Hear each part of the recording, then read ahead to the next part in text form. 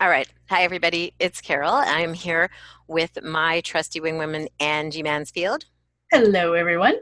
Angie is the Den moderator in chief and also works with me in my coaching. And we are here to do a bunch of things and to talk about doubling your income and how it happens. And I have about 7 basically action items for this call. First, I'm going to talk about why I'm doing this call and ask you guys a masterminding question and just kind of give you a little instant shot of the power of masterminding, um, and let you see how it works to brainstorm with a peer group on a question that you have. I start all my masterminds with a kind of top level little piece of coaching. So I'm going to do that because the point of this call is to kind of simulate what it is like to be in my Den2X mastermind. And then somewhere on here, I'm hoping we're going to see Caitlin, who is a Den2X grad. Ooh, here she is. Caitlin, you there? Caitlin? Hello. I don't know if she's on. If you can hear me, turn on your camera and say hello. And I'm going to mute you out. Caitlin did say a minute ago she's having trouble with her video. I'm Dang. hoping her audio will work. Okay. Well, see if you can get your camera on. Try doing Zoom on your phone. It works really well on the phone. If you have it on your phone, try that, and or put it on your phone. You have a few minutes until you get interested, so try it. I tried it in a scramble situation once, and it worked great, and it was really easy to throw on there. Interesting. Ooh, Christine, you write for ARP. I know like 1,000 writers that would like to be you. Anyway, I'm sorry, I was running through the agenda. Why this call? Masterminding question, top level coaching tip, grad story from Caitlin. I'm going to give you a quick behind the scenes tour of what the Den resources look like, what this program sort of looks like behind the scenes. And then I'm going to take a ton of questions that came in ahead of time. And then I'm going to talk to you about the special offer that I'm making only to people who have already applied to this program, which there are about 80 of, amazingly, already. And I think we think the limit on it is like maybe 55 or 60. So we'll see how this all goes. And that's what we've got. So let me just dive in and say, like, why are we not on one of those splashy 90-minute, slideshow, salesy webinars about why you should buy Den2X and why you should invest in Den2X Income Accelerator and spend the next 6 months with me? It's because I hate them. I went on one yesterday, I just have to share, and it was like, I thought it was so awful. I actually sent them a snarky note at the end. 30 minutes into it, I had learned you should email your list. It was like 30 minutes of look at me, I'm rich and famous, I have great clients, blah, blah, blah, blah, blah, blah, blah. I just can't do it anymore. I'd rather just show you how my mastermind program works. This is more the Costco approach. I have come to the conclusion that people who buy a coaching program with someone already know, like, and trust me, and I don't have to tell you my life story. You probably already know what it is. And I'm happy to fill you in later. Email me if you want to know my story. I'm a college dropout, blah, blah. Now I've written for Forbes, all that stuff.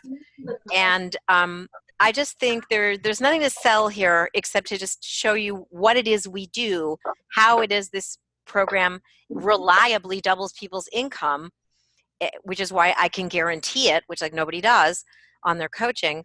But I think of this as more the Costco free sample approach. I want you to give you a taste of this and you'll see if it's for you. As you can see, it's not a beauty contest. I'm like, I don't know, wearing some hoodie and, people's dogs will be wandering by, possibly mine, never know. This is not, you don't have to dress up for my masterminds or anything like that. It's totally, I have had people sick in bed, propped up nursing their kid on my masterminds. It's totally fine.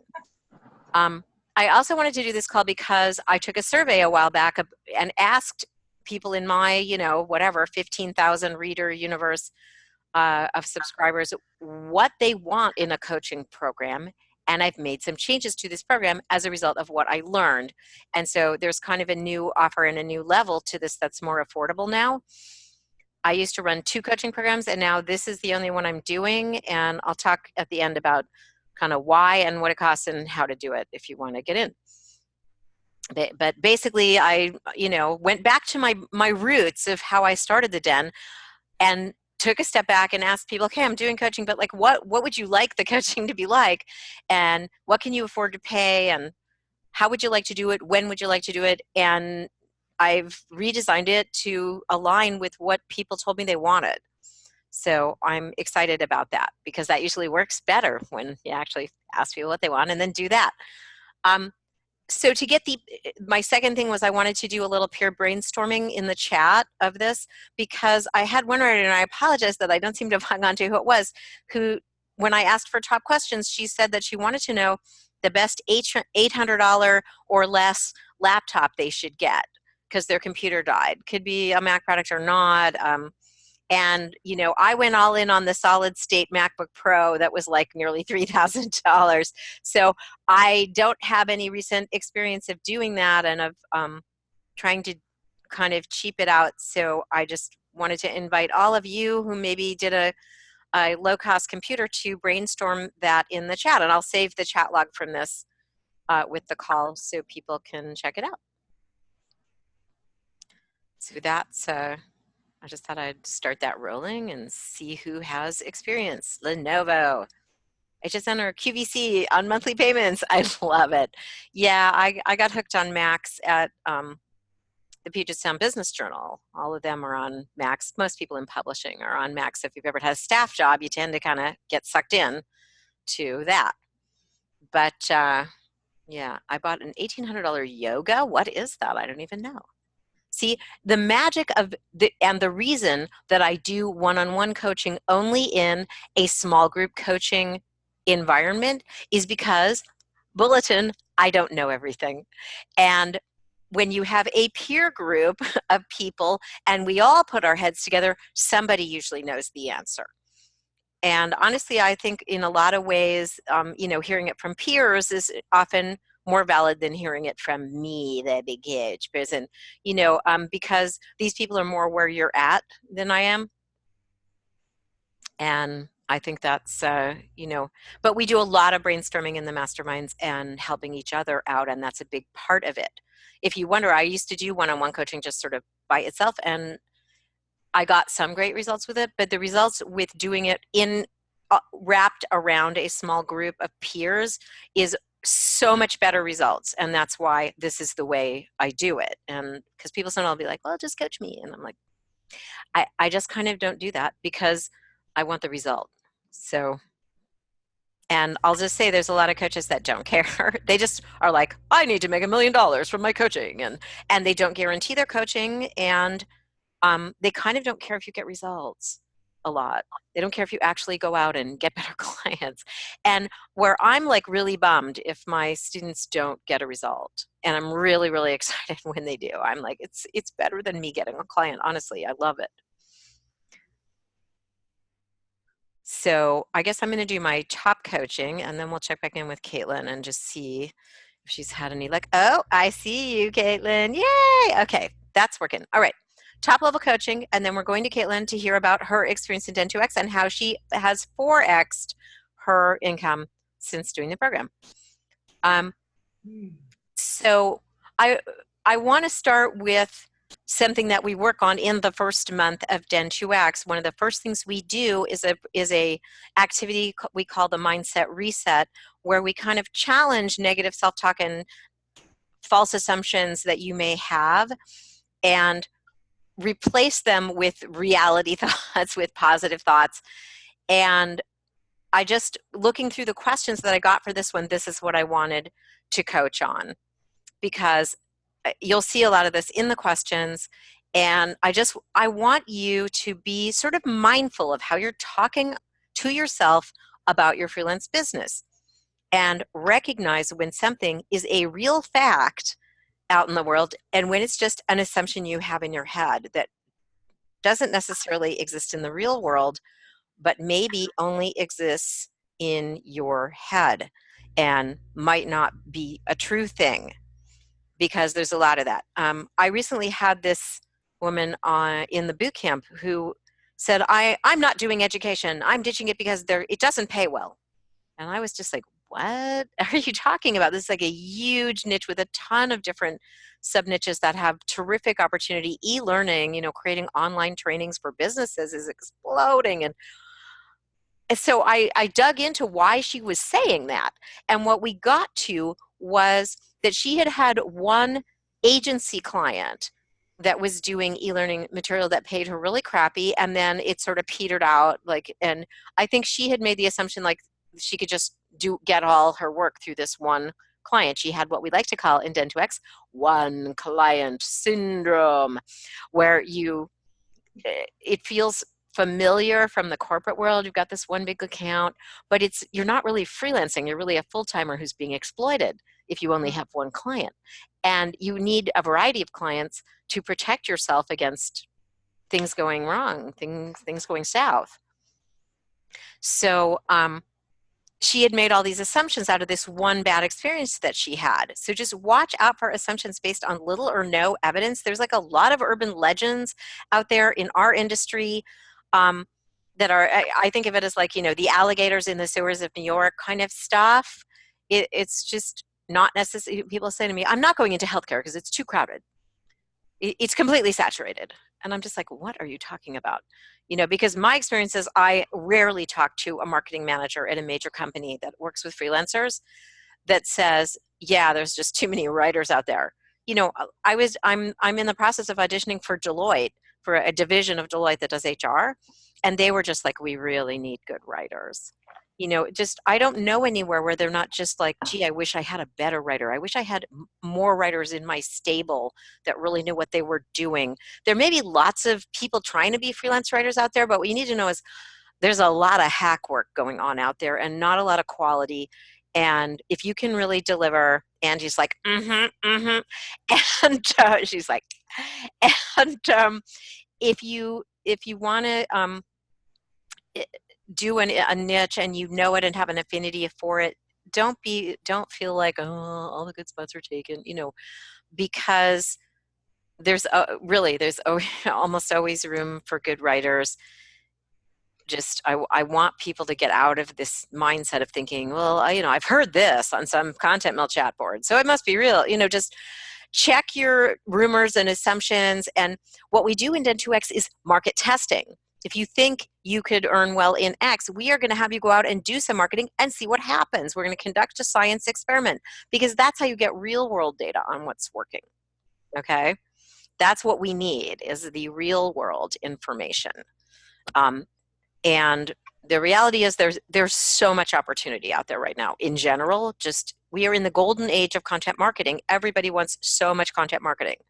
And salesy stuff is sort of not so much, and there's just so much opportunity to write so many different kinds of products for clients and for publications, which I can talk about more if people want. Not the big consumer publications, which are really struggling, but plenty of opportunity in trade magazines and custom publications and stuff like that. So that's sort of my just top level thing. That's sort of where we come into Dent2X, is just, if we hear people doing little self put downs, oh, but I was so slow, and oh, I didn't get back to that person, so I'm such a moron, we don't allow that. We just shut that down in Dent2X. That negative self-talk is not permitted. I'm sorry. You are here because you write well, you have a skill that has value in the marketplace, and we are going to get that belief embedded in your brain that you have something good to bring. Okay. So, all right, I want to throw it over to Kaylin, and then I'm going to give you a little tour and take the coaching questions. All right, let's see. Caitlin, you look unmuted. I'm going to go to the speaker view so we can see better. Say hi. Caitlin? Hang on. Not hearing her. Talk.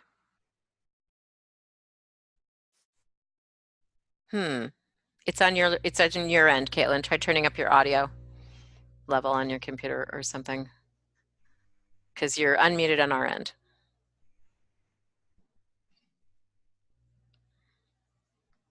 We can't hear you. Another possibility is unplug the headphones. See if it's that. Just pull them out. See if your computer. Nope. What if she calls in on the phone? Yeah, maybe call in also, and like we'll see you on the audio, but we'll talk to you on a phone. While you're doing that, I will go give people a tour behind the scenes in the den. So let me do that. We can do that first. If you're wondering, just like what the heck's behind the curtain in this Gen 2X thing, because it is all kind of behind a firewall. It is like I have to give you a guided tour. So here's the thing we're doing in Gen 2X. We are following a roadmap to doubling your writing income. Here, let me make this smaller. Now you can see more of it. So as you can see, there's that mindset reset turnaround area. Caitlin, sounds like you're becoming audible. Hello?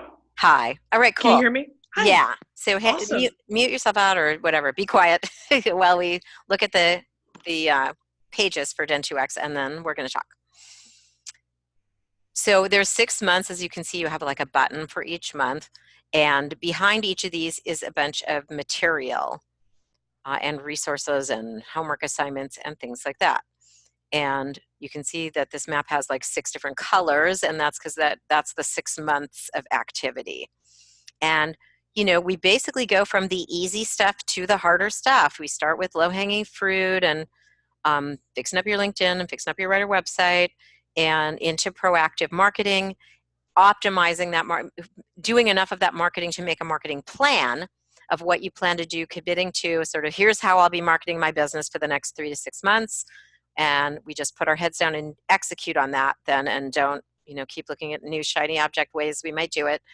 And then we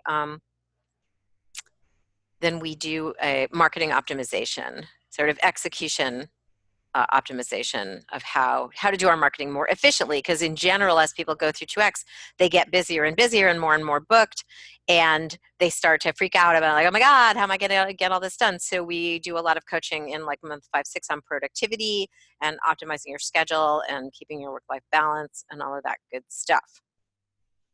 So this is the month. No, this is not the month 1 page. So this is the grads group, but one thing you'll get is a page that says my mastermind, like a tab for that, and it's going to have all of your mastermind recordings. So these are all the ones from the grads group hanging around in here. And I feel like I have one more page for you. Well, I don't know. I'll just click on month 1. I wanted to show inside of a thing. Here you go. So you'll have a roadmap, and you can see each of these as a clickable item, and you go in and get more stuff. And so if I say drop your lowest payer, for instance, under here, you're going to see criteria for deciding who the 2 to drop, what to say to them if I want to get rid of them. You know, just you're going to get a whole bunch of kind of coaching through how to do that step. And some of these have very long resource lists, and there'll be a ton of material in there. You know, I think we have like 20 different strategies for getting noticed and poached by your dream client without having to actively pitch them, things like that. So it's sort of the giant bag of tricks of everything I've learned in 20 years of freelancing boiled down into a step-by-step program that helps you to earn more. So let's hear how it works from Caitlin, who's double timing it. You rock, Caitlin. Making it happen. Okay. Thank you for that introduction, Carol. Sure. Can everyone hear me now? Yeah. Can see me? Yes. Okay. Perfect. So I'm excited to be sharing a little bit about what Gen 2X has done and still is doing for me. I'm going to read from my notes a little bit, but before I get into my story, I'm hoping that what you'll take away from me is that you really need a move up mastermind. You really need a group like 2X if you want to move forward, because you need your colleagues for the referrals, for just, you know, oh, I'm stuck. What do I do now? How do I deal with this prospect kinds of things? And you need people to push you to take the risks that you need to build your business. Otherwise, if you stay in your comfort zone And if you keep doing all the stuff that's not really working for you now, or is just kind of getting you mediocre results, you're never going to move forward. And that's, for me, these are people who challenge me every day to keep marketing and to try new things and to go forward. So anyway, just a little about me. I started as a freelancer in December 2014. I saw a non-Den writing courses ad in my inbox while I was on a break from my job in retail making donuts, getting up at 4 o'clock in the morning and going in and smelling that really sickening.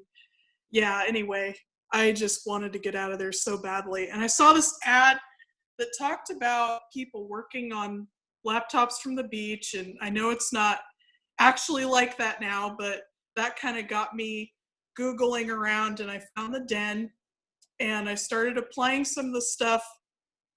Long story short, I started applying some of what I saw in there, and I got to a point where I could join Den 2X in 2017. And I just barely made the cutoff. I was making about $1,000 per month, and that's like a really screaming good month for me, because that was a slow climb. It took me a couple years to get there. I was still just kind of barely hanging on, and I had only had a small handful of clients, and so a lot of this whole treating it like a business was just totally new to me. And the value of 2X was I got in there and I started getting around these conversations from more experienced freelancers who were doubling and tripling their income and were really moving fast. And just, I read every thread I could find, even if it didn't apply to me at all. And I was reading something like, oh, what should I charge this prospect? And, oh, you should charge $4,000. And I'm thinking, $4,000? That's more than I make in several months. And I just kind of watch all these people chime in going, nah, I'd charge $5. And I'm just like, my mind was blown. And but I wanted to be there. And so I continually tried to learn from these people. And you know, if they threw some challenge my way, I would try to just kind of jump in. And it wasn't immediate that I doubled my income, but, you know, 2017 is when I started at 1K a month. Then 2018 rolled around and it worked out to be about $2,000 a month. And then this year, 2019, has consistently been 4K a month. It's actually closer to 5, but yeah, it is just, and I know I owe a lot of it to 2X. I owe it to these people who've been pushing me, and to the materials, and just the quality is so totally different from anything else out there. I just can't say enough good things about it. Well, awesome. And yeah, I love the people, you know, I used to start people at lower levels than I do now in terms of what we think of as 2X of the past. Right now, the cutoff to do the one-on-one coaching level is 20 grand a year in at least projected forward income. And but so talk about what, besides just the people, yeah, being on you and talking about the big bids they do and stuff, and helping you see what professional writers really charge and how they manage clients. I feel like a lot of our conversations around sort of managing difficult clients and deciding to keep or get rid of clients and how to upsell our clients and stuff. But talk about what in sort of the program, you know, the 6 months of like what we work through in the program that maybe resonated for you.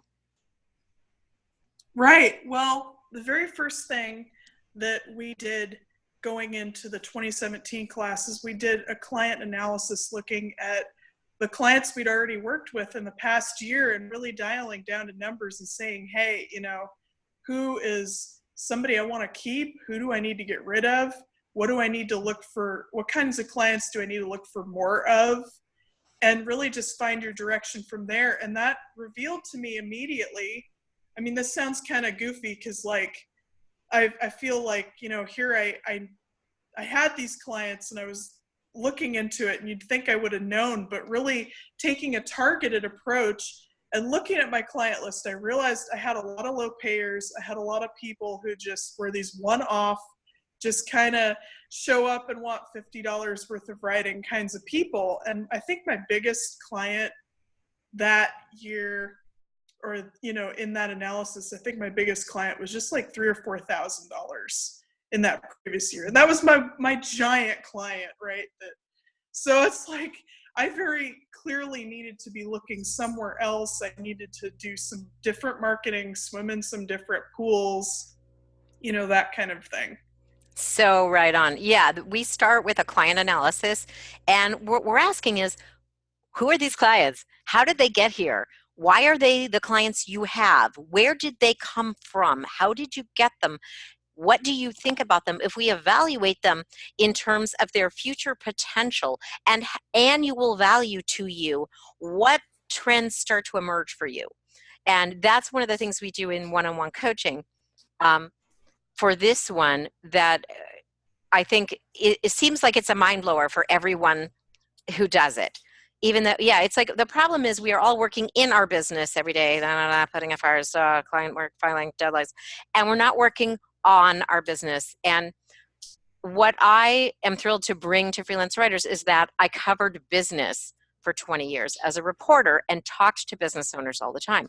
And that's something they talk about all the time. Oh, I realized I was working in my business and not on my business. And then I got smart. And then I analyzed this and that. And I made changes. And once I saw the big picture, once I stepped back and I saw the big picture of what I was doing, then I started to change. And then things got better, And I just think that so few freelance writers really look at their business in an analytical way. We're just trying to get through the day, keep the doors open, keep the mortgage paid. It's really easy to just kind of have your head down and being going like a gerbil on a wheel and never step back and go, okay, where am I trying to go here? Like if I was working for my dream clients in my dream world, what would I be earning? Who would I be writing for? And that's the kind of journey that we take you on in 2X. Is to start thinking of your business that way and then to steer your business intentionally that way, the way that you decided where you want to end up. And then all of a sudden you go, oh, okay, I should get rid of this client. They have nothing to do with that. They're not building that for me, but this other one maybe is, and I need more of those. And we come to a fork in the road that's, do you need more clients or better clients? And for most people, it's you need better clients. But sometimes it's like, I have a great client, but I need more of them.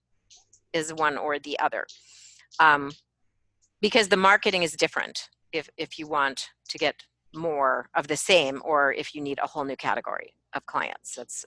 And on the map the road actually like diverges when we get there because it is a different thing. Jennifer, I have a new level of this program that is for people earning less than 20K a year. So yeah, don't freak out or anything because I've asked you to this call for a reason because you can get into Gen 2X. So don't think, oh, but this doesn't apply to me. No, everyone on this call could potentially be in Gen 2X at some level. So hang in. And yeah, so you're active in the grads group, which is something that people in this Gen 2X class will have an option to sign up for at the end of this class, which keeps things going. And I love that you have stuck with that. And the people who have been active and stayed in grads group, I feel like are all the top earners, are almost all in that group. And yeah, we have a 20K a quarter club in there of all the people who are earning over 80K. And yeah, like you were talking about, listening to them talk about how they bid and what they're saying. And I think it's really inspiring and informational for people who have been stuck in low pay traps. Because the problem is the more you work for those low pay clients, the more, you think that's all there is. You think that's the norm and that's what I should be getting, So this helps you break away from that. And I don't know if people have questions for Caitlin, why don't you go ahead and queue them up? Because I promised Caitlin she didn't necessarily have to stay on the whole call. So if you want to ask her some questions, I'm going to start going with Angie to the questions that are for that people submitted ahead of time. I love that you read PSBJ, Sharon, because I wrote for them for 7 years as a staffer. Is your question for me or it's probably for me? Yes, it's for you. And I remember you from the Biz Journal. That's where I knew Oh, your that's name. funny. That's funny. So it is for you. Okay, so you were saying, if you want to pitch some of the businesses that you discover in there, is it a good way to do warm email marketing? So I have this question from someone else too, where they're, Julia had asked this. I saw it on my sheet, and now I have to see where I've hidden my sheet. Here it is. And the answer to the question of like, what way should I market to a prospect is like the way that you're willing to do. We kind of Angie and I consider this a little bit of a what we call a how long is a piece of string question. People are always asking me, Carol, what's the one best, lowest cost, most efficient way to market your business? And I'm like, depends. Because I'm a big fan of in-person networking, for example, but if you are someone who'd rather be shot than go to in-person networking, my telling you all about how to win at in-person networking isn't going to help you, and you're not going to do any marketing. You're going to nod your head and go, oh yeah, okay, Carol, sure, and then you're not going to do anything. So that doesn't help anyone. We have to find a type of marketing you're willing to do, that you're willing to optimize and learn how to do really well, and that you're willing to do a lot of. So that's where we begin with that. And a lot of people do warm email prospecting in Den2X, I'll definitely say. I feel like because we're writers, a lot of us do like a written form of marketing. And it's a good way to do kind of a little writing edition. If you write the heck out of those, put some nice personality into them, they can really help you get hired. So, she's like, Julia had said, do you send a query letter? Do you send a query letter then call? So for business clients, Julia, you send what's known as an LOI. It's not like a magazine query letter where you pitch a one story idea.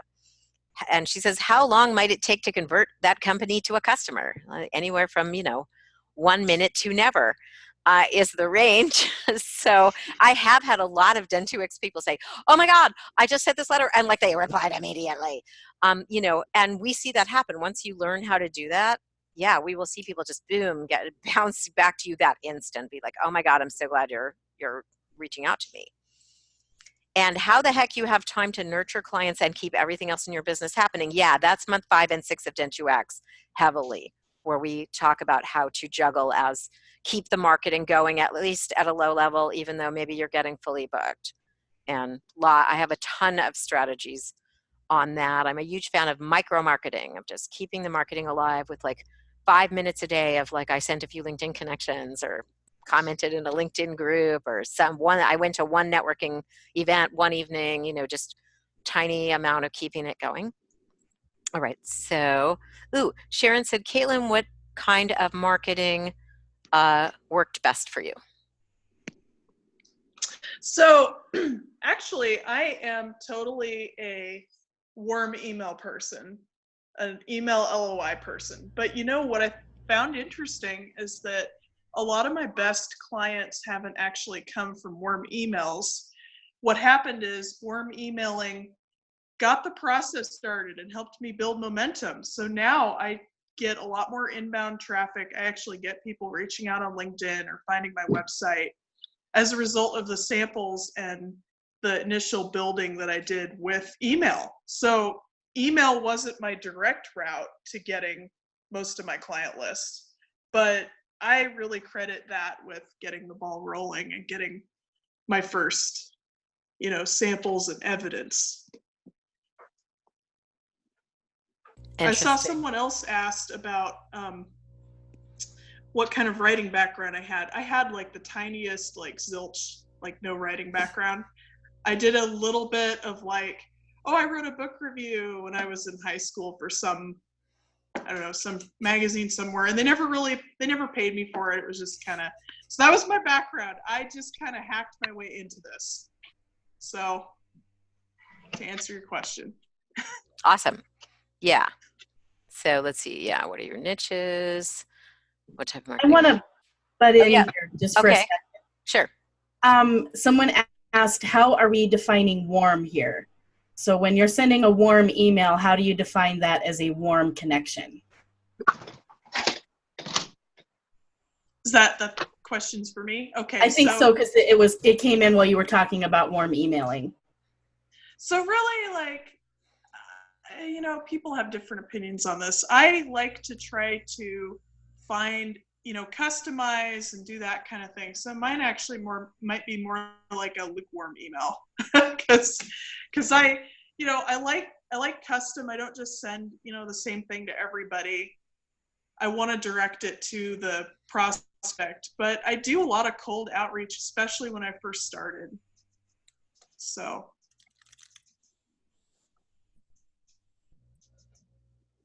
I'm just answering Dana, who says that, the researching marketing takes all day. Yeah, your job is to make it not take all day. You can't let it be taking all day. Huh, my comment disappeared. I tried to type it in. Anyway, loving technology. Let's see. Shannon Shannon asked, Caitlin, have you done any SEO or marketing training as you've built your writing business? I keep wondering if I need that to be better at what I do. So, yes and no. I mean, I have learned some really rudimentary stuff about SEO. I did take an SEO class, but just back in January of this year, so not at the beginning or anything like that. But I think it's helpful to know some SEO and some marketing stuff. Absolutely. But that was really, I've never done any real targeted SEO gaming for my site or anything like that. I don't entirely know in some ways how these leads came in. I know that people have found my website. I know people have found me on LinkedIn, and it all just, there's not any one magic bullet for this. You try different things, you get data, you see how the market responds. And it's like Carol said, the marketing you're committed to doing, do a lot of it and you'll get somewhere. If you're willing to try and approach this kind of like a scientist, and you're willing to learn from your mistakes and keep going, it really will work, I promise. I wondered a lot. I spent a lot of time kind of banging my head against the wall when I was starting out that first year or two, trying to get traction. There was a lot of, there were a lot of emails I sent that got nowhere. I've been rejected a lot, and I've had to develop a really thick skin, and I've had to just keep going and pick myself up. And every time I've fallen down. And so really there's no SEO magic for me. There has been no SEO magic. It's just been lots of consistent marketing of different types. Yeah, Joshua was just talking about this. We're not in a mass marketing business. That's what you need a lot of SEO for, is where you're like, I need millions of people to look at my website and buy my widget. And that's not what we're doing.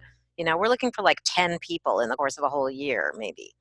So SEO isn't, the kind of thing it is in like consumer retail online or something.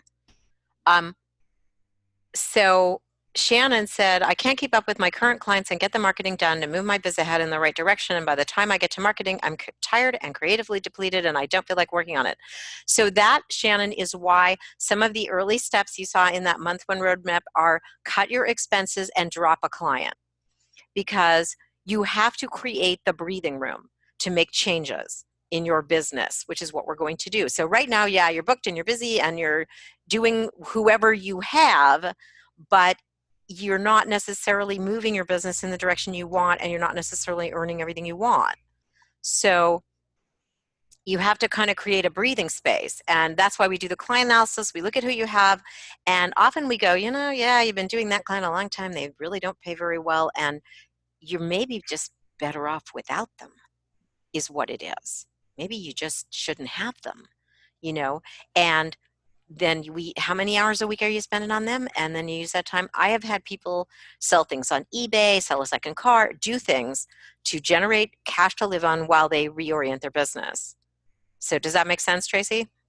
Or I'm sorry, that was Shannon who said that. Yeah, that's making sense too. Yeah, you have to sort of lay some groundwork where you're in a position to start moving your business around.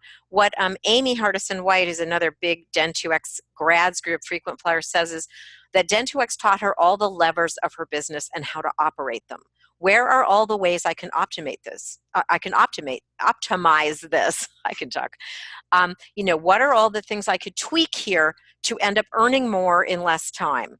And I'd say that's what Den2X gives you, sort of a whole suite of that. All right, let's go to some of the questions that have come in that came in ahead of time, Angie? Okay. First up was Heidi, who said, what do freelancers do for healthcare? And then there was a second half to that about wanting to own property. I'm not entirely sure what she's referring to there. Same difference. It's the same difference. How do you, make it happen? I did a post on that on healthcare and like 10 different options. But the short answer is if you want real healthcare, you pay for it. I pay for it. I pay $1,400 a month for my family of 4. And that's for Kaiser, HMO. You pay a lot. That's one of the reasons freelance writers need to charge a lot is, yes, you will be shouldering a bunch of costs that you haven't shouldered before. And you need to understand what that cost burden is. Obviously you get a lot of other tax break things and you get to write off the premiums of that. Or you can tax shelter it through an HSA. There's things you can do that help you tax-wise on it. But you buy healthcare. That's what you do. Some people have a spouse they can get it through. There's like collectives. The writers union does healthcare. There's options. And own property, I don't know. I bought this house 2 years ago. I showed them my tax forms and I bought a house. And it wasn't a cheap house either. In the top of the Seattle, the hottest housing market in America at the moment that I bought it. And we rented an apartment. We rented a house for a year before that. So same deal. I showed them my tax forms.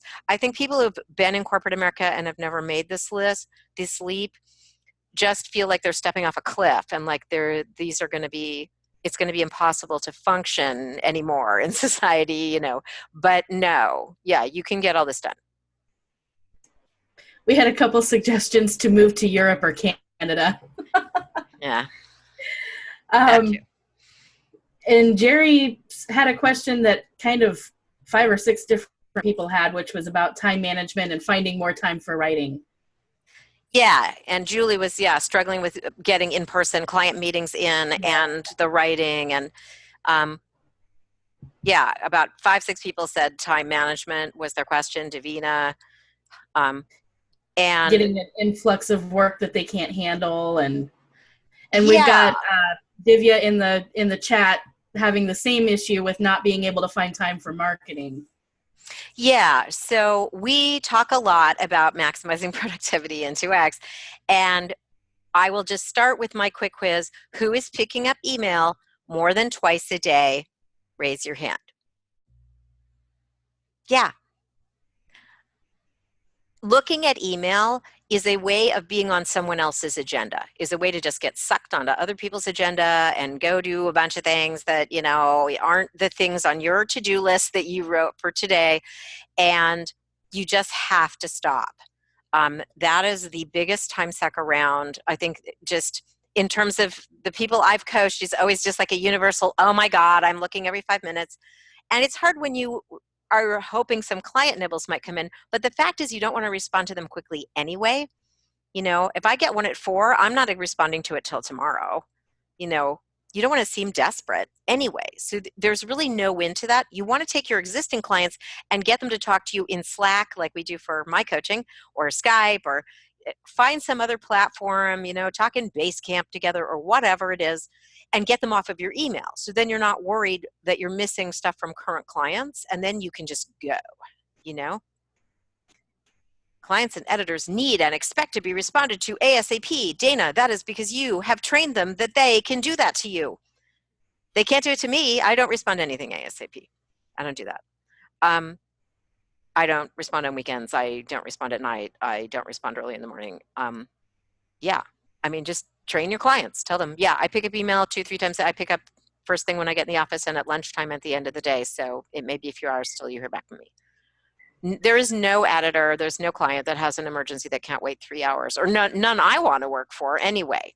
So just, this gets into bringing the business discipline to your business, to realizing it's your business to run the way you want, you set the rules and you do them. And you have to set those boundaries. Yeah, if you're writing for Wall Street Journal and they want you to be on 24/7 call and that's what you want to do, then that's awesome. You go. But I think for most people, that whole email addiction, because, my client might ask something, is a really big productivity problem that they need to solve. Is the feedback I get from people is that they want that to stop. And, we just go on from there. Are you tracking your hours? When are you doing what? Are you using your chronobiology correctly? Where if you're a really productive writer in the morning and kind of logy in the afternoon, are you getting the writing done in the morning, or are you on Facebook in the morning? You have to start optimizing when you do things. And, if you have a blogging client where you do a post a week, are you doing those all in one batch, in one session, where you can get them done in 3 hours and be done? Or are you doing one a week, which takes way longer?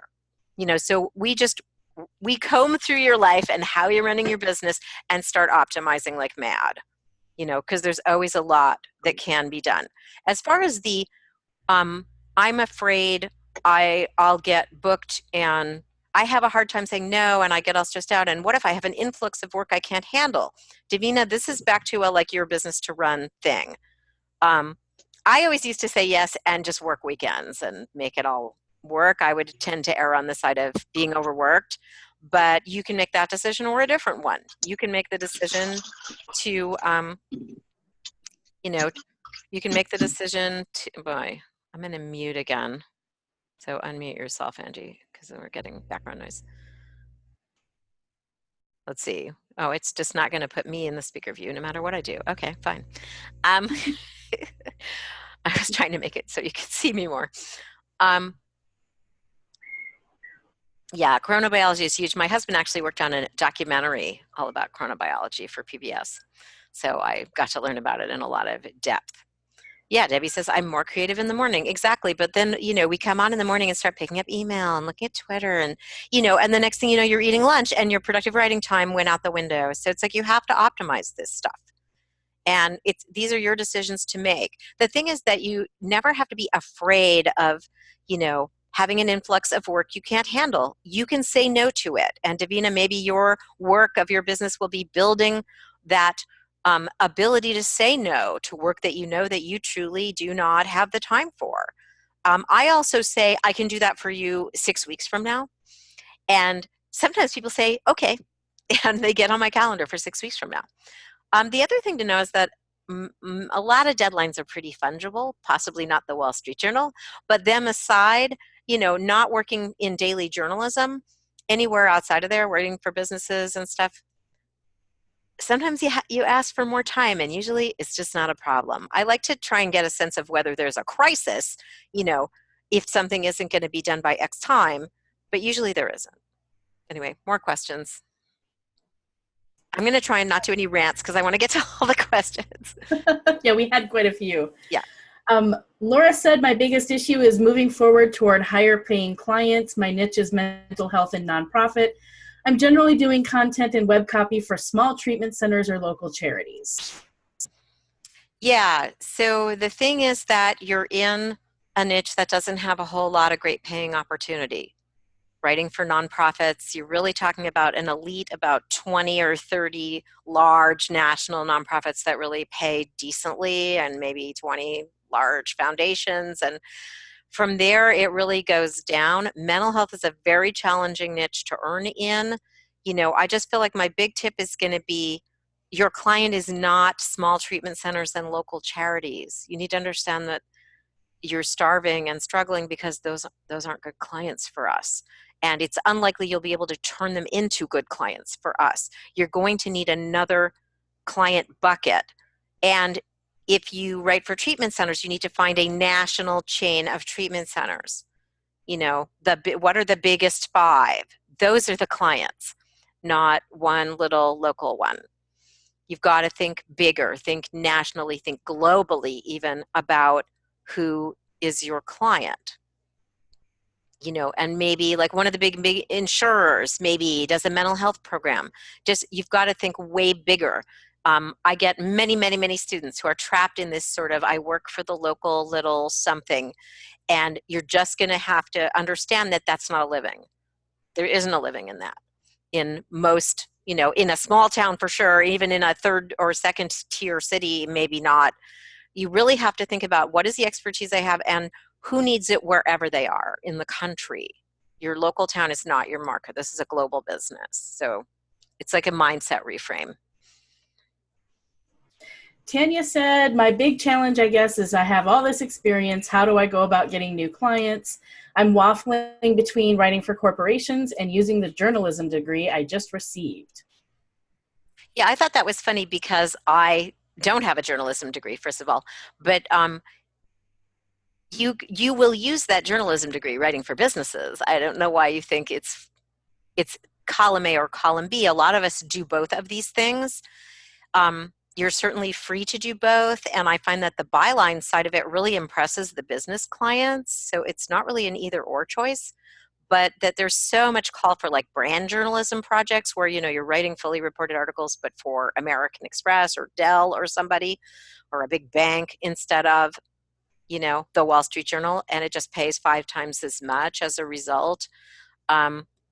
So, if you were in Den2X, I'd probably have you do a couple of different buckets of marketing, and you'd see where you get somebody. I mean, the traditional path for I had just got a journalism degree is now you're going to have an internship at a daily paper, and then you're going to be a low-paid staffer at a daily paper, and you're going to work your way up at the daily paper, except that doesn't exist anymore.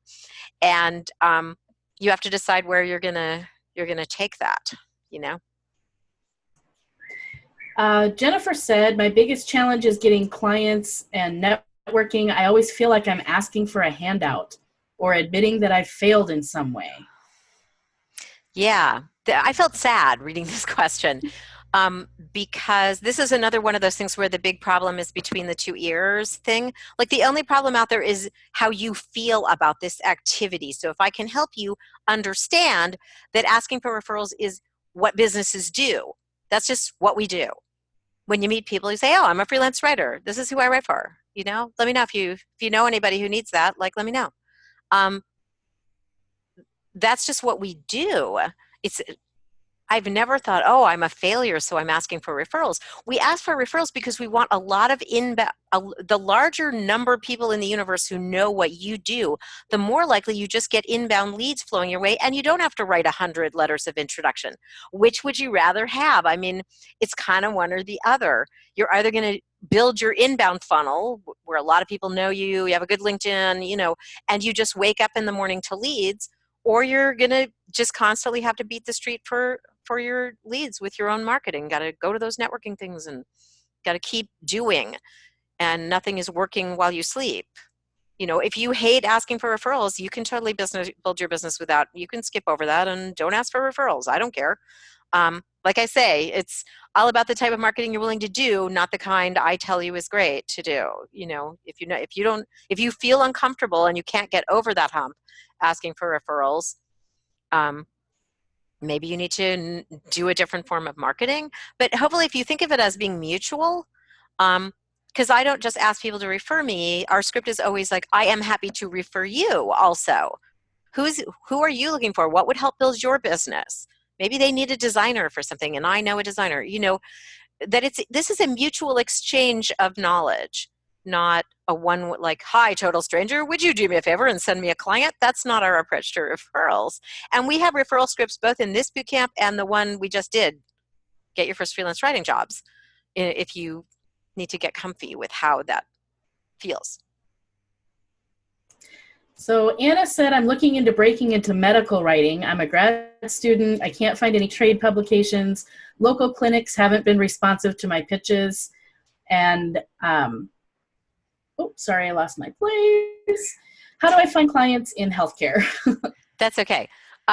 When people tell me they can't find any publications in a niche, it's sort of like waving a red flag at a bull. So now I'm just going to do a Google search for healthcare trade publications and find you a link, because there are so many.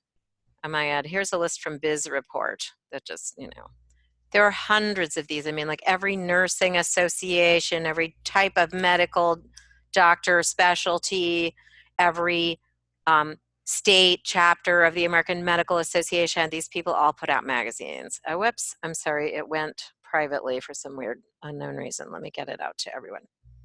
There we go.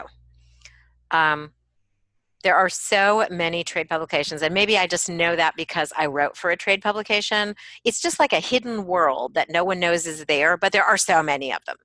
There are so many. When I wrote about home improvement retailing for 5 glamorous years, we had, I think, 2 other trade publications, Hardware Age, and there were other same niche. It's not even like there's just one for each industry. There's so many. I know there's multiple ones for jewelers, and it's a crazy world. All right. Alex said, I'd like to do more writing in the self-defense, martial arts, combative sports space. My target client is a middle-aged martial arts instructor. They're typically male, highly confident, tend to like doing things themselves. So I'm having trouble getting clients. Yeah. One-person businesses are not our client of any type. Maybe there's a martial arts convention that needs some marketing, maybe a big association that needs communications with their members, a newsletter written. You're going to have to go bigger again with who you think the client is, because yeah, those guys don't earn enough. So what I realized is we're getting to the top of the hour, and I just want to tell people what the 2X offer is, and then we'll take more questions, because I know a lot of my people are trained that an hour is all we do. So I don't want you to feel like you have to be here longer than that to just find out what we're doing in Den2X. Hopefully hearing from Caitlin and seeing the tour of what we do gave you a good sense of what spending 6 months of hands-on coaching to build your freelance business would look like with me. And so here is the offer that's going on for those of you who applied early and are in on this grouping, is that if you there's going to be 2 tranches of participants in Den2X for the first time, and here's how it's going to work.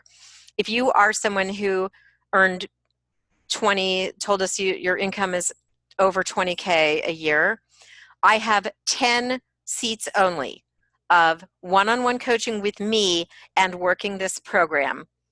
And the Slack monthly masterminds live like we're doing now at a one pay of $997. It will be $600 more than that in the future. And let me talk about that price and why it's insane, because my own mentor wants me to charge $5,000 for this. And really there's no one doing this kind of coaching for less than that. And lots of people doing it for lots more. Joshua Boswell putting on our current bootcamp, his is $12,000. And there's just different philosophies of how to price coaching. A lot of people feel like I am delivering huge value and I want to get rich on coaching. And so, and honestly, it would be worth $5,000 to go from earning 20K a year to earning 40 year after year, and 50, and it keeps growing. It obviously is worth that, but I know that writers tend to not have a lot of money, and I would rather just fill up my coaching program and not have to sell it all the time and price it where I think it's in reach of more people. So that's just how I roll. I think I make enough. I'm okay with what I make. And other coaches may want to come over and beat me up for charging these prices, but that's what it is. There are 10 of them. That is all. Let's talk about the new level of Den2X for people who don't earn 20K yet, but you have been approved because you earn something. You have a few clients, you have experience, you are earning. We have created a follow along with us level. So the big thing that Angie and I thought when we put our heads together about, like, why does coaching need to cost what it costs? And the answer is the one-on-one coaching. Is Angie or me committing to an hour and a half in 2 pieces of one-on-one sessions with 20 or 30 people in a class basically means we are just coaching until we keel over. There's a lot of one-on-one time that goes into it. So this follow-along level, there is no one-on-one coaching. There is no one-on-one coaching for it. And you get everything else that is in it instead of the one-on-one. No one else is listing on the one-on-ones. It's just you and me. You get a recording of it. That it's totally private. Thank you for asking that, Georgie. And then you get all the group stuff that you see here live, and then this on Slack chat going crazy all the time, 24/7, getting 1 million questions answered all the time. And like I'm on there 5 days a week answering questions. So on the follow along level, you will do your client analysis and all on the Slack chat with Angie. And you will just type chat it, and there won't be one-on-one session booking. Other than that, you get everything that's in this program. I have 10 seats only of follow along at $497, and that's going to go up $200. So the reason I offer crazy early bird discounts is I love planner people, and I love going out to the public and saying, yeah, this much of this is already gone. So I consider it like a marketing cost. Like I could market harder and spend money paying my team to help me market this, or I can just give you the discount, and I'd rather do that. So that's just how my brain works. The one-on-one students also join the class events. Absolutely, Tracy. Yeah, the one-on-one students are in on everything. They're doing it all.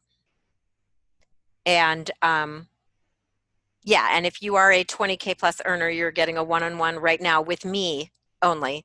And if I'm only doing probably 20 people, and then if people want more one-on-one coaching, they're doing one-on-ones live with Angie, which she has done before. And honestly, Angie knows about everything I know at this point. She's hung around me so long. And like, she's running her own business. She's a working freelance writer, just like me. And I would like to be coached by Angie. Angie knows a lot. So that is what we have going on. And you are all already approved applicants. So the next step that gets you into your level is to email help@freelancewritersden and say, send my contract. So this is you sign a contract and then we send your links to join. We want you to read through what we are asking of you and what's in it for you, what you will do, what will be achieved, and what the value of this program is, if it can even be quantified. And next week on Wednesday, you're going to hear from 2 of my Dent2X grads who both earn north of 120K. You know, so it's hard to put a value on what your life is like when you earn 20 grand a year versus what it's like when you earned 120K a year. It is hard to say. It's that you're living a completely different lifestyle. You know, you just don't have to pick up your own dry cleaning anymore and clean your own house, and, you know. Yeah, sure, Katie, that, you can reply to any email you've ever gotten from me and we'll get it over to them, but help@freelancewritersden.com, just send them an email that says, send my contract. We used to just send them out to everyone who had applied, and we've decided we don't want to do that anymore. We want you to tell us, yeah, I want to look at the contract. And if we don't hear that from people, we'll assume they're no longer interested and that we have more capacity, because that helps me know how many people I want to tell. You know, I have like 15,000 blog subscribers I could tell about this, but I prefer to just sell it to Den members. So that's sort of the experiment I'm running here, is I really just want to sell my coaching within the Den in the future and not have to tell anyone outside the Den. I just feel like Den members are the people who get it, you know, and who already know me and they know what my style is. They know I'm a no BS person. I'm not going to like pat you on the head and say, oh, go you made $10 on that blog post. That I am going to like give you a real dose of business reality. I'm going to keep holding you accountable. I'm going to push you to get an accountability buddy. I'm just going to, you know, if you put together a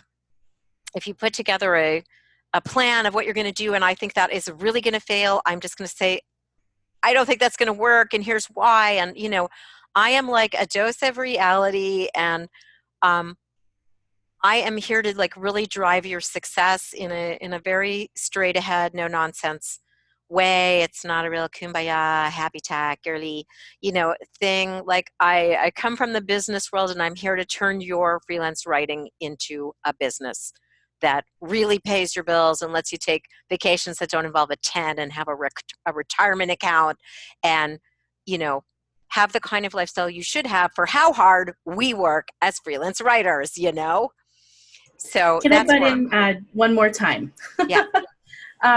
We've had a couple people ask, and I explained it in text once, and I don't want to type it again. So they're asking how many one-on-one coaching sessions you get.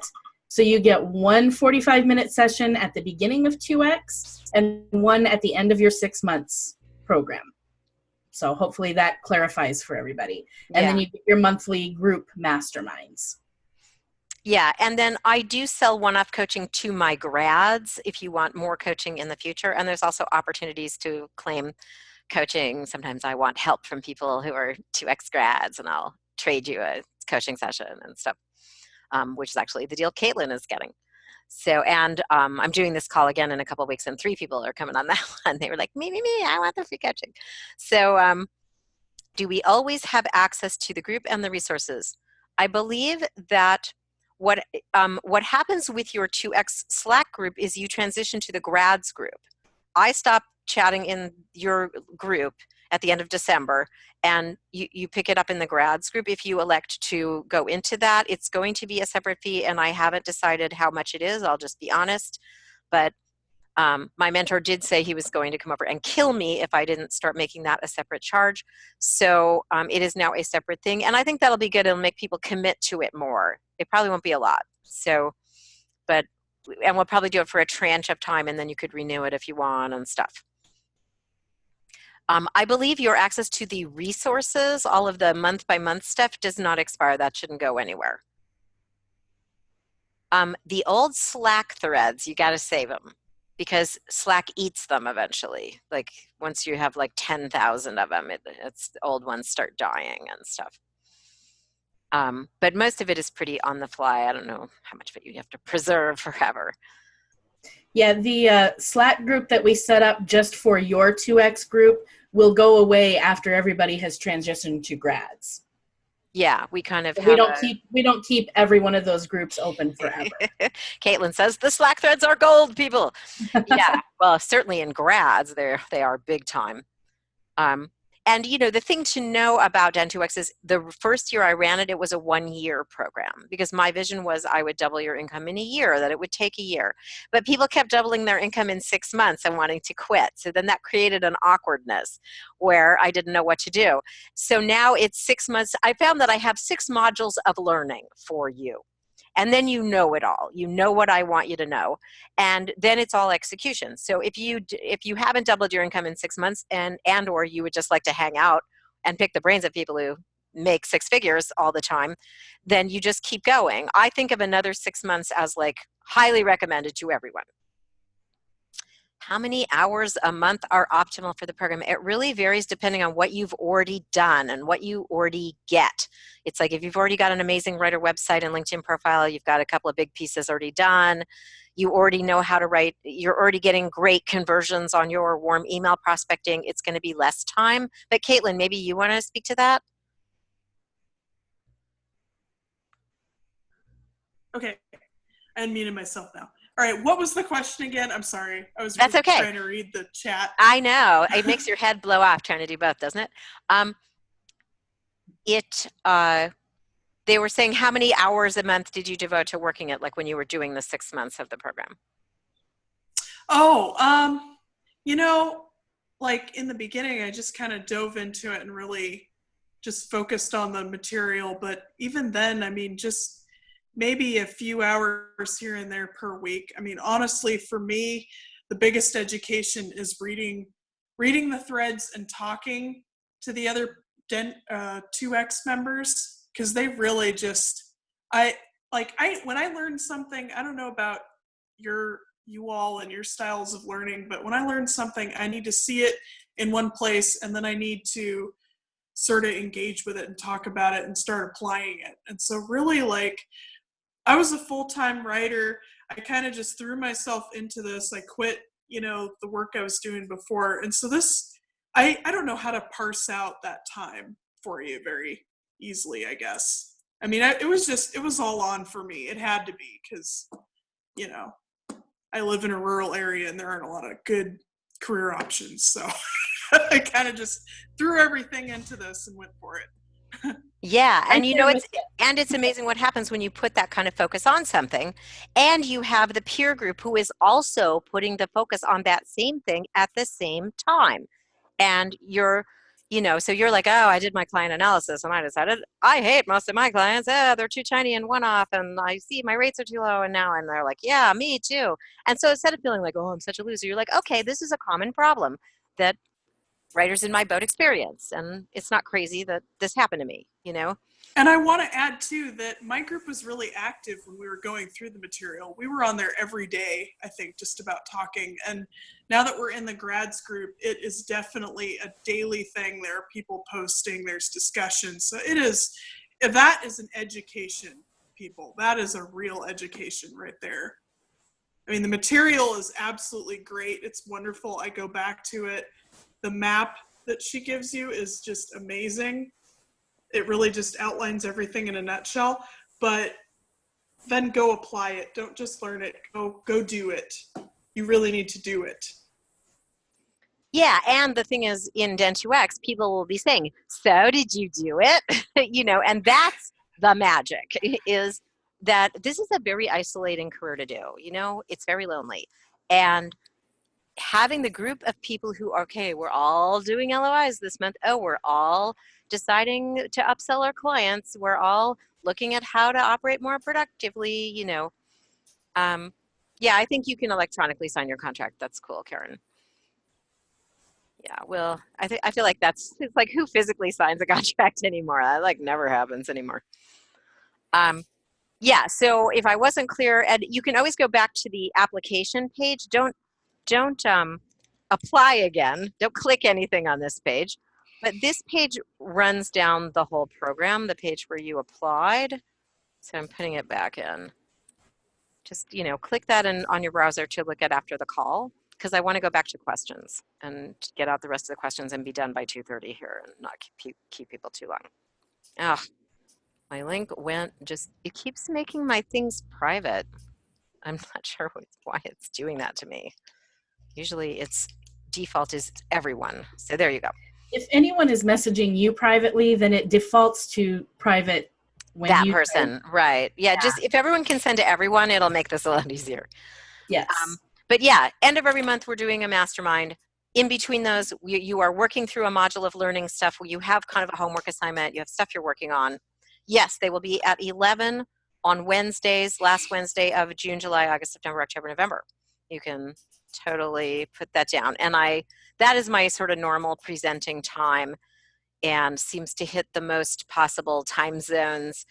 And I can't do early Pacific time because I have kids I have to get off to school, and later in the afternoon they get home. So 11 seems to be the time. It is $9.97 if you gave us an application that you're earning more than 20K. But she will send you the link you need for the level you get. That will happen on our end. No, help@freelancewritersden.com, Georgie. Though I think that email will also go there. It all ends up in the lap of Jen or Angie, no matter how you slice it. So back to questions. Okay. Going back to Grace, who said, I think my main issue right now is self-belief. Getting out of my comfort zone, usual routine is the issue, which is why I think accountability will help me. I know I can do the work. I'm just afraid of the success and change. Coaching people who are afraid of success is something I had to go into, because I'm a fear of failure person. I'm just like, I'll fail and things will die. And that I'm always more on that side than the fear of success. And I've learned that some people really struggle with fear of success. The feeling, oh, my life will change. My circumstances will change. What will I do? I'll have money. And having been through that Rubicon, because I was raised working class, and I, was worried I was going to not be able to pay my mortgage for so many years. Back when I was a starving staff writer, not getting paid that much. And it is a different world when you just have money, you have resources. And I think what people worry is that expectations for what you can produce will go up and up and up and up. And I'd have to say that I think that's an unfounded fear. I don't feel like I have to write 10 times better now that I make 10 times more or anything. I think that's kind of a myth. And like we were saying with the person who was saying, what if I get too much work and I can't do it all? It's up to you to manage this. And if you're only comfortable with growing from 20 to 40, then that's what you should do. If you feel like, oh, I don't want my work-life balance to get out of whack, I need time with my kids, Though on Wednesday, you'll hear from Emily, who's earning 120K plus and working 30 hours a week. So, and because she has a daughter and is a single mom. So it can work. But yeah, go ahead.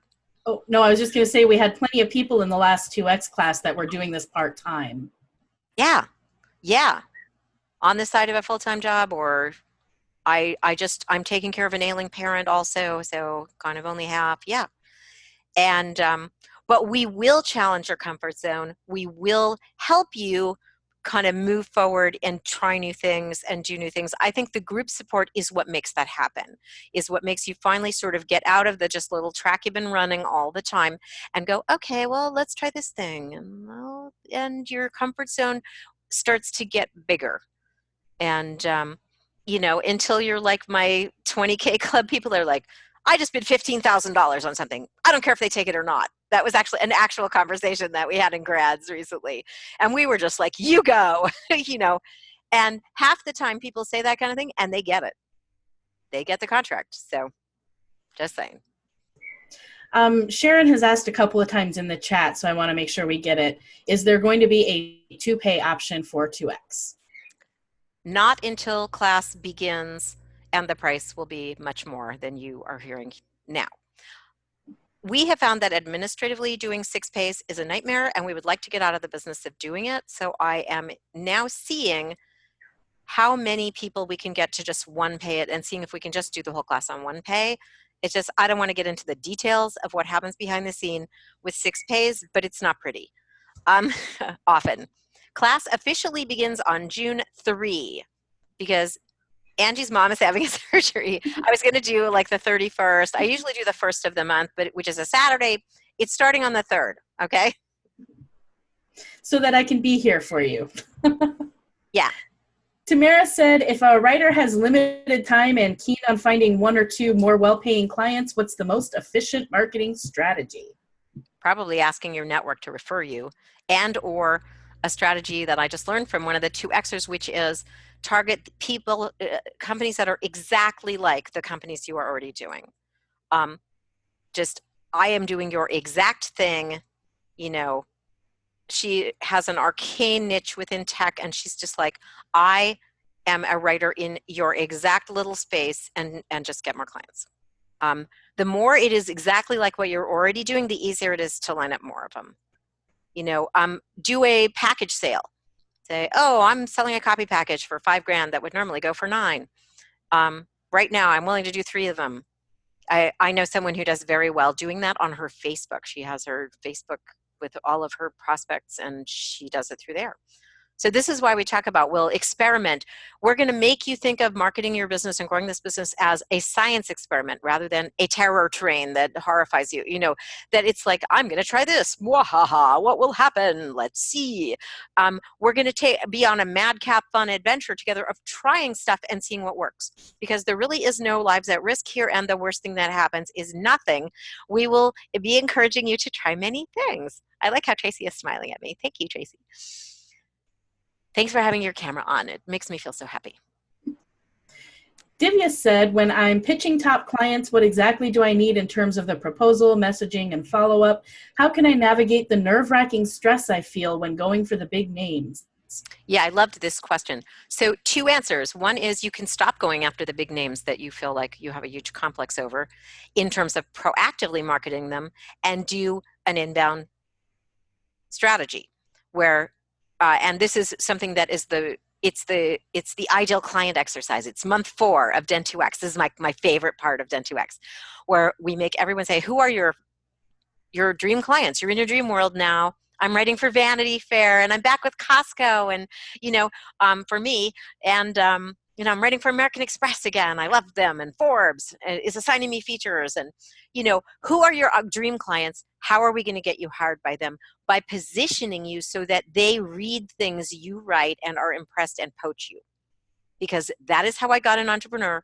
That is how I got in Forbes. That is how I got a lot of the jobs I got, is I was called by them. I didn't have to pitch them. They tapped me on the shoulder. That's it, and that's the strategy Joshua Boswell is teaching right now, doing content authority marketing, putting out lots and lots of content that shows you really get a particular writing space, and seeing if people notice that and hire you off that. Yeah, both the tracks are on the same calls. You're doing all the same stuff. It's just one-on-ones live with me on the top coaching level. One-on-ones are more a group activity that you do with Angie on Slack if you're in follow along. That is the only difference. Troy said, my #1 challenge is time management. I'm working with a virtual assistant, but I'm battling with what to let go? More stuff is the answer. Um, anything you can delegate, anything that could be done by someone else, offload it right now. And see if you regret it. See if you think, oh, I'm sad now that I'm not, returning all of my own emails. You won't be. I can tell you, you will never regret. You'll never be like, oh, I know, I want to do that stuff, that admin scut work myself again. No, you never will. Keep delegating. Yeah, you've started down a good road, and keep going. And think beyond just admin tasks. Think about getting a housekeeper or somebody to take care of your kids for a few hours a day. I guess it's one word, task rabbit. Yeah. I guess that's one word. My sister is my sister is a professional mediator. So she's much like me, home-based solo business. And yeah, she got it hooked on TaskRabbit people, and she makes them reorganize their closets and everything. They run errands, everything. Bob Bly once famously did a whole post about this, people don't understand that I don't cook dinner. I don't pick up the laundry. I'm writing. That's what I'm good at. Everyone else does the other stuff for me so that I maximize the number of hours I do the thing that makes the most money. Yeah. Karen had a general lack of confidence that she's a good writer, negative self-talk, burnout, and has been stuck with the same low-paying clients for years. You are silent right now. Sorry. Thank you. Went the wrong way on that. Yeah, I think I replied to her because she wasn't able to be here live in an email. But I find that that's a very common syndrome for people who have been doing the same few low-paying clients for a long time. You feel really burnt out and sad and like, gee, I must not be very good at this. And it's sort of a circle of death that you have to get out of, and that's why one of those early tasks is, drop a loser and cut your expenses so you can make the time to find a better client. Because we have to find a way to break free of all of this negativity and start moving up. And, and we will shut down your negative self-talk in 2X big time. We will do it. Heather said, my biggest challenge is being consistent with timely, focused, personalized, targeted follow-up. I know you don't practice follow-up because you have a high first engagement close ratio and you just move on. However, I don't like doing high volume numbered submissions. So Joshua is coaching right now a lot on how to close.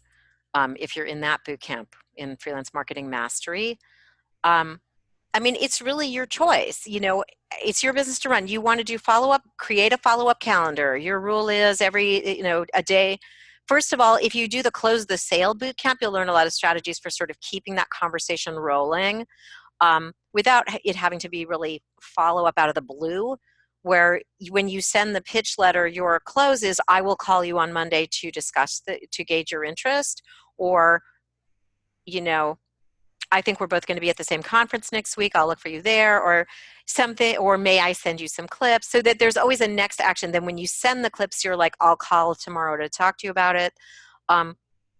So you're always pre-building the next follow-up step into what you're doing, and there's never that awkward part where you're like, okay, well, they asked for clips and I sent the clips, and now it's been 2 weeks, and now I don't know what to do, and now I feel awkward. And so we try and prevent that from happening is one strategy. But my closing strategy is just that, longtime followers know that I have an alter ego named Brilliant Carol that I bring to client meetings. She's super high energy and happy, and she loves everything they're doing, and I'm really, really excited to work with them, and I think they're great, and I just kind of beam positive rays of light at them, and they hire me. And I just talk about, I ask a lot of questions. I'm interested in what they are doing, and Joshua is talking about this in the training that just came out this week also, of just really that active listening where you're really, really listening to them and they really feel heard by you. And then, you put together a proposal that reflects the value of what you're about to do. You leave with a defined project. You don't take meetings where it's like, this was fun, let's take another meeting. Close the sale if you're having that problem. Christina said, can you elaborate on education and e-learning as a specialty? Where are the opportunities? A lot of the e-learning is being done in-house by big companies, but they use freelancers, or through digital agencies who do nothing but e-learning, who that's their biz, and you want to connect with them. So I'm not usually big on agencies, but I think a lot of that is run through an agency model. And universities are developing a bunch of it themselves in their like extension courses and stuff. So all of those places, and connecting with designers and what are those called? What do they call it when you like design courses, when you architect them? Drawing a blank. I can't think of it either. It's like you're like a course developer. Yeah. You want to build a network of designers and animators and course developers because they hear about those gigs. So it's partly also a networking thing. Instructional design. Thank you, Tanya. Brain gonna explode there. Yeah. Curriculum development. Yeah. So you need to connect with those people. Linda said, I lose a ton of time finding emails, and then I'm still slow writing LOIs, so my output is really low on marketing. I'm sorry, say that again. I'm reading Tanya's line. Linda said, I lose a ton of time finding emails, and then I'm still slow writing LOIs, so my output is really low. So have you taken Pitching 101? Because it will help you cut to the chase of how to get contacts. So it's a whole training in how to make that not take a lot of time. And the bottom line is you have to learn how to mass produce them. You have to figure out how to do it. But in Pitching 101, I show how to go on their website and in like basically 1 minute figure out what you want to pitch them. Tanya is saying, I don't really have any freelance clients. I hate to break it to you, but if so, I don't think that 2X is probably a fit for you, because it's really not a launch as a freelance writer thing where everyone will already have clients they're working for. And we really start from that base of how can we build from where we are with our existing stable of clients up higher. So it sounds like you're basically in a freelance job. You're in a freelance job that should be reclassified as a full-time job. So yeah, I don't know. We should email about that, because you really just have a full-time job is what it is. You're just not being paid like it, or benefited like it's a full-time job. So I hate when that happens, because it just means you're being exploited, basically. I apologize to everyone for my bird chattering. Oh, it's Angie. Someone heard him. I'm like saying, who has a bird? I don't know. Yes, I do. Divya said, I'm into B2B tech writing and I have a software degree. Should I highlight that in my marketing on my website and LinkedIn profile? I would weave it in. It's not something to say first thing, but like in your about page and stuff, like what you get with me is someone who doesn't just have a passion for tech, but also has a degree in this area of software. Yeah, absolutely. I'd weave it in. So I want to wrap this up. If there's anyone we didn't get, I need to do them on text, but I want to say Sharon asked a great question, because I just talked to my team about this. Can we get Pitching 101 as a bonus for signing up early for 2X? And the answer is yes. I just decided that yesterday. I went, why is Pitching 101 not in this? It needs to be in it. And I was just saying that to my team. They need a link to Pitching 101. I don't want to have to explain that stuff all over again of how you go on someone's website and see what to pitch them. Like, they need to just watch that video. So excellent. All right. I think we have done all we can do now. And honestly, this is a really good example of a first 2X call, because the first one usually is 90 minutes. We try and keep it to an hour after the first one, but it seems like the first one's always 90 minutes. So I feel like this is a break-in one. Oh, other thing you get as an early bird is a bonus orientation mastermind. There's a 7th mastermind. It's coming on June 5. So everyone who's in by then gets an extra thing where we just kind of tour around the resources, make sure you know where everything is. You can ask all your initial questions about what should I prioritize, and we just kind of get you a good start. And I love doing that call. I feel like it gets people going in the right direction. So and I'm not sure if you mentioned it earlier, but you also get a couple extra weeks with the materials as an early bird. Yeah, you're just in early. It's a 6.5 month course for you. So and my experience is 6 months sounds like a long time, but we have a lot of stuff we're going to do, and a couple extra weeks could totally benefit a lot of people. So, and especially if you are new to the den, and there may be a few people who are and maybe haven't used our forums and resources yet, it can be a really useful 2 weeks for that. All right, I'm going to go. This was great, amazing questions, and really, really huge thanks to Caitlin for just sharing the on the ground, what is this course really like, and I will take more questions on emails, and email the help desk and tell them you want a contract if this is how you want to spend the next 6 months, having somebody just walk you through ramping your business a lot bigger. See you there. Bye, everyone. Thank you, Angie.